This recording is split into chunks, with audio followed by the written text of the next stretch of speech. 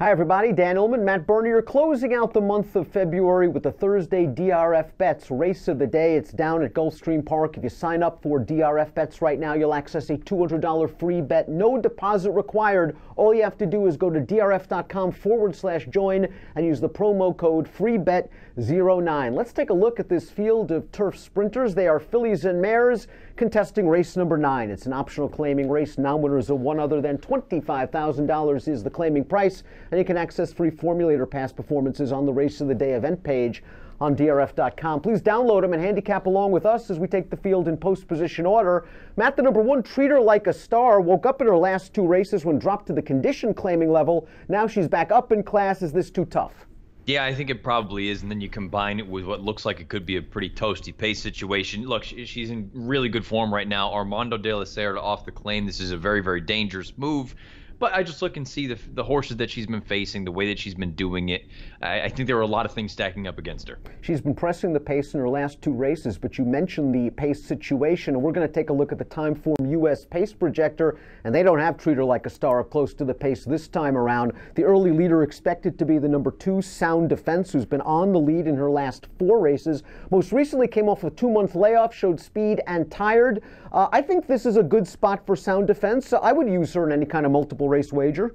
I would imagine you're going to get a forward move second off the bench. I think she's going to need to take a step forward if she's going to be competitive in here. It's worth noting she's got a couple of blue fractions in that most recent race that was on January the 17th. So you would imagine that if they're going to go faster, she's going to need to be tighter if she's going to be competitive. Several horses coming out of that February the 7th Gulfstream race, a similar turf sprint. One of them, the number 3, Little Christina, was returning off of a really long layoff, about 7.5 months. She showed speed. She understandably tired, and her trainer does very, very well with horses returning off second off the layoff. As we see from this formulator fact for the 3, Little Christina, past 3 years, older turf sprinters second off the bench, 50% and a giant ROI. This filly has speed, switches to a rad. Yeah, I guess the tough thing for me is seeing a scenario where she's going to work out and improve over the one that she just did. Now, maybe she was a little bit, let's say, not fit, and she needed one. Now we're going to see a better improved effort. I mean, if that's the case, then she has a puncher's chance. The problem is, even if at her best, so far to date, she's only under 75 buyer. I think it's going to take something at least that, if not more close to an 80. And at this point, I don't know that she can do that. She's also only a 1-time winner, eligible for a non-winners of 2 life. The 4 is Penelope's Best. This filly has only tried turf once. She was far from disgraced as the favorite at Pimlico, and she had a ready-made excuse. She had to compete over a yielding turf course. That race had to have impressed Jane Sibeli enough because in her subsequent 2 outings, they wanted to get her on the turf. Mother Nature did not cooperate. Penelope's Best, though, is returning off of a long layoff in this spot, and she might need one. To me, she's a bit of an X factor in here because, like you say, she's only sprinted on turf 1 time. It was over yielding ground, and she wasn't embarrassed at all. The problem I have is, and if you want to take it at face value, go ahead. The 4-to-1 morning line seems just like a horrific underlay to me. If you want to take a shot at 10, 15-to-1, I'm more than willing to, but if 4-to-1, no shot. Perhaps worth noting that in that turf start, she finished a half length of a horse that came back to win her next 3 races on the turf. So Penelope's Best faced good competition in that race in Maryland. The 5 is Grace Appeal, 3rd start of the form cycle, also trained by Armando de la Cerda, 12-to-1 on the morning line. Robbie Alvarado named to ride. This filly has just sort of ran around the track in her first 2 starts of this form cycle. She may need a little bit more pace to set her up. Yeah, I thought the field 2 starts back was iffy at best. In the most recent run, I don't know about you, Dan, I thought she had a perfect trip. She sat the pocket, and when the real running started, she was just even down the lane. She's going to really need to step it up if she's going to win. Unbridled Courage is the number 6. She finished ahead of 3 of these common foes in that February the 7th race, a race in which she sort of stalked the pace on the outside, split horses turning into the stretch, and was just no match for the favorite. Quality Time. She is a mare that's going to need some pace help up front. She does not have a lot of early speed, but she has run races certainly fast enough to win this. Absolutely. I think the pace is going to work out beautifully for her. Like you say, she was a little bit wide in that most recent start, but coming from off the pace, that's probably where you want to be wide so you don't have to worry about any traffic. I thought it was a good effort. If she runs that race, the 77 buyer, I think she probably is right there at the wire. If she gets back to that 80 that she ran 3 starts back, I think she's the one to beat. The number 7 is Parole, a recent maiden winner for trainer Christophe Clement. This horse was bet down again to 6-5, and that was a 2-turn race, 7.5 furlongs. I thought all in all she's had a good trip. She geared up on the outside, and for a brief second it looked like yet again she would fall short when the chips were down. She got her nose down right there at the shadow of the wire. I usually don't like horses cutting back considerably to 5 furlongs. This filly figures to get bet. I'm kind of fading her in this spot. Yeah, I kind of agree with you. As a whole, I think she's okay. Yeah. I think there's some ability here. It's just I don't know I don't know why all of a sudden going from 7.5 back to 5. I would have actually liked to see her try out to that mile. I thought she ran well that day. She swapped leads real quick down the lane, but I'm not holding that against her. If she can handle the 5/8, I think she's going to be in a really similar position to Unbridled Courage. If you believe that they're comparable ability, take the better price. April Rose, the 8, battled early with Little Christina in that February the 7th race. She won that mini duel, ended up losing the war to Favor Quality Time and Unbridled Courage. If that situation replicates itself, she's going to catch Little Christina perhaps a little bit sharper as that one makes the second start of the form cycle. The good news for April Rose is she can sit a little bit off the pace if Penelope's Best goes after Little Christina. If Sound Defense is up there on the lead, maybe she works out a good outside stalking trip. She's kind of a backup B or C and a ticket maker for me.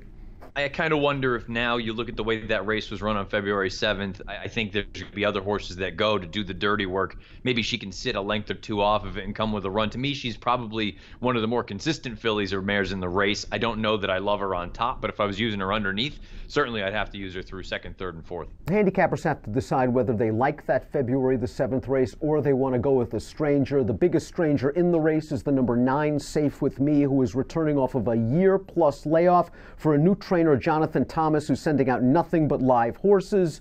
Safe With Me looked like she had some ability for Graham Motion in 2016, a debut winner going 5.5. Then she caught Lull, who came back to run 2nd in the Grade 3 Jessamine, 4th in the Breeders' Cup Juvenile Fillies Turf. I mean, this long layoff is really worrisome, but she should be a decent price, and it looks like she's working steadily at Bridlewood Farm.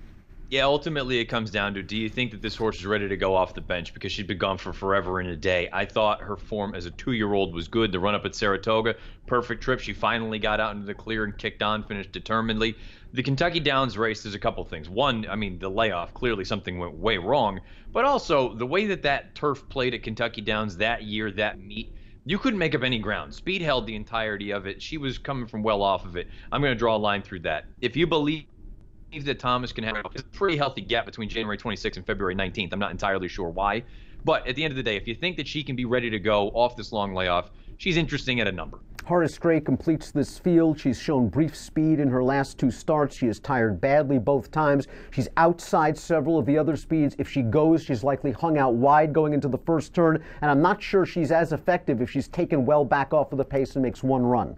Yeah, I agree. I think she needs to go. The problem is if she goes, I think she's going to get cooked. I just have a hard time envisioning it working. Let's take a look at our top selections for the DRF bets. Race of the day for Thursday. You want the stranger. You're not really a big fan of that last race, February the 7th. Safe With Me is 10-1 on the morning line for a very high percentage trainer.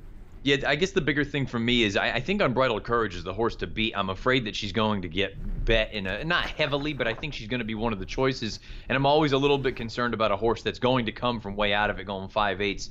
So I just kind of feel like Safe With Me, if she can take any sort of just natural progression forward, and if she's ready to go, maybe she's a playable price. I play her at 5 or better. 10-1 on the 9. Safe With Me on the morning line. You take 5. Unbridled Courage is 6-1 on the morning line. I'm hoping for some hitting up front.